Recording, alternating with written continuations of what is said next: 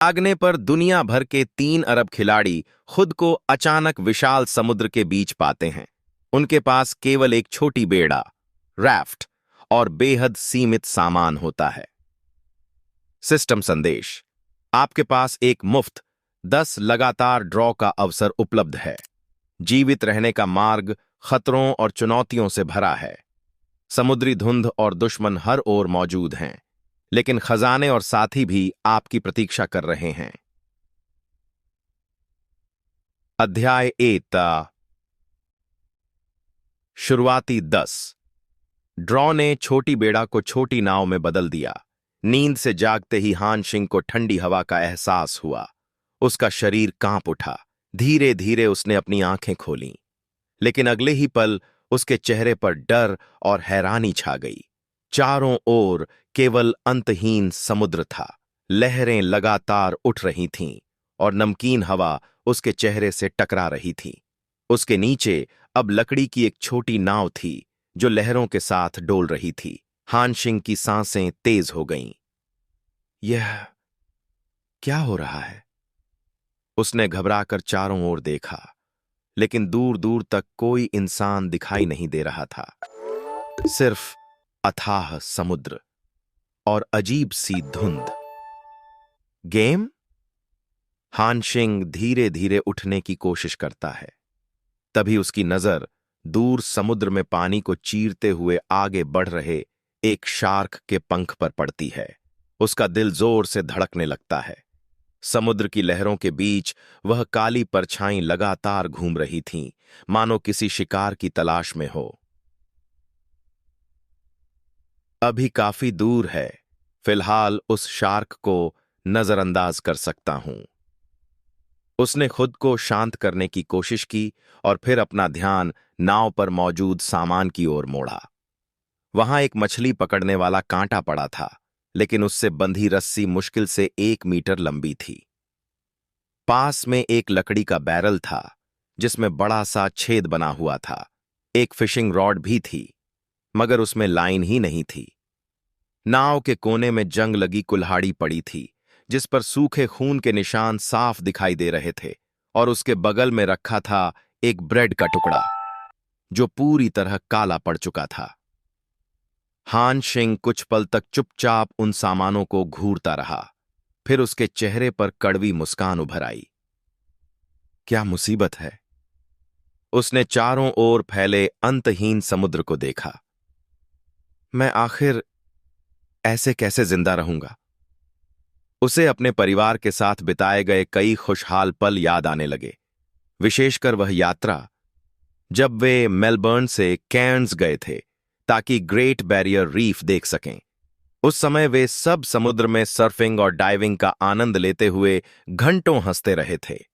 तब हान शिंग को समुद्र बेहद पसंद था। वह तो चाहता था कि वह यात्रा कुछ और दिनों तक चले, लेकिन अब उसी अथाह समुद्र को देखकर उसके दिल में डर पैदा हो रहा था। उसे ऐसा महसूस हो रहा था कि अगर उसने इस छोटी नाव को छोड़ दिया तो उसका अंत निश्चित है। मुझे जिंदा रहना होगा। उसकी आंखों में दृढ़ संकल्प चमक उठा। मजबूत इच्छा शक्ति के सहारे वह आखिरकार उस भयंकर तूफान को सहन कर गया। और इस विनाश के बीच एक छोटी सी अच्छी बात भी थी। तूफान के दौरान वह काफी मात्रा में बारिश का पानी पीने में सफल रहा था। साथ ही नाव में रखा बैरल भी आधा पानी से भर चुका था। कुछ समय तक जिंदा रहने के लिए इतना पानी काफी था। सच ही है, कभी कभी बदकिस्मती अपने साथ सौभाग्य भी लेकर आती है। हालांकि उसके पास केवल आधा बैरल पानी था। हान शिंग ने टूटे हुए बैरल को ध्यान से देखा। मुझे इसे ठीक करने का तरीका ढूंढना होगा। उसने गहरी सांस ली। अगला तूफान आया तो शायद यह पूरा भर जाए। इस कठिन अनुभव के बाद उसे समुद्र के बारे में एक नई समझ मिली। जिस चीज को इंसान आपदा समझता है, वही कभी कभी जीवित रहने का ईश्वर द्वारा दिया गया अवसर भी हो सकता है। इंसान बिना भोजन के लगभग 7 दिन जीवित रह सकता है, लेकिन बिना पानी के केवल 3 दिन। तभी अचानक उसके दिमाग में एक रहस्यमयी आवाज गूंज उठी। ओशन सर्वाइवल गेम में आपका स्वागत है। हमने दुनिया भर से 3 अरब खिलाड़ियों को यहां स्थानांतरित किया है। दुनिया भर के 3 अरब खिलाड़ियों को इस स्थान पर लाया गया है। आप अकेले नहीं हैं। समुद्री धाराओं के सहारे आप एक दूसरे से मिल सकते हैं और शायद दोस्त या दुश्मन बन सकते हैं। आवाज कुछ क्षणों के लिए रुकी, फिर दोबारा गूंजी। अब कृपया अपना एट्रीब्यूट पैनल जांचें। अचानक हान सिंह के सामने नीली रोशनी से बना एक पारदर्शी स्क्रीन प्रकट हुआ। Attribute panel. शक्ति, स्ट्रेंथ, 20। सामान्य फुर्ती, एजिलिटी, 20। सामान्य गति, स्पीड, 20। सामान्य रक्षा, डिफेंस, एन। निम्न स्वास्थ्य, ही। स्वास्थ्य 200। सामान्य जीवन शक्ति 81। सामान्य मनोदशा 55। थोड़ा उदास, रूप रंग 91। उच्च आकर्षण 80। औसत से ऊपर धन 0। Ocean coins. आपकी स्थिति के अनुसार आपके एट्रीब्यूट्स वास्तविक समय में बदलते रहेंगे। होनचिन ने पैनल की ओर नजर डाली। पैनल को बंद करने से पहले वह उस पर नजर दौड़ाता है। यह क्या है? उसे अपने गुणों, एट्रीब्यूट्स के अलावा कई अलग अलग इंटरफेस दिखाई देते हैं। रिसोर्सेज, क्रिएशंस, फैक्शंस, स्टोर और लीडर बोर्ड और रिसोर्सेज पर क्लिक करने पर उसे सामान्य और विशेष सामग्री दिखाई देती है, लेकिन फिलहाल सब शून्य पर हैं। क्रिएशंस 2 भागों में विभाजित हैं: जीवन, लाइफ, और युद्ध, कॉम्बैट। बैरल, हुक और फिशिंग रॉड जीवन श्रेणी में आते हैं, जबकि कॉम्बैट इंटरफेस में एक जंग लगी कुल्हाड़ी दिखाई देती है। फैक्शंस में एक छोटा बेड़ा, राफ्ट है, हालांकि वह काफी कमजोर लगता है। चलो स्टोर देखते हैं। वह तुरंत स्टोर इंटरफेस खोलता है और महसूस करता है कि सभी वस्तुएं खरीदी जा सकती हैं। इक्यून 10 खजाने के बक्सों में से 7 साधारण, 2 बैंगनी और 1 सुनहरा था। पहले एक साधारण बक्सा खोलकर देखते हैं कि किस्मत क्या देती है। उसने उस पर टैप किया और बक्सा अपने आप खुल गया। प्राप्त संसाधन: मजबूत समुद्री शैवाल X1। चलो सुनहरे वाले को छोड़कर बाकी सब खोल देते हैं। प्राप्त संसाधन: बोतल बंद मिनरल वाटर X1। प्राप्त संसाधन: लकड़ी का तख्ता X1। प्राप्त संसाधन: छोटी नाव X1। प्राप्त ब्लूप्रिंट: कुकिंग स्टेशन। प्राप्त ब्लूप्रिंट: लकड़ी का भाला। प्राप्त साधन: ब्रेड की एक लोफ X1। प्राप्त संसाधन: प्लास्टिक शीट X1।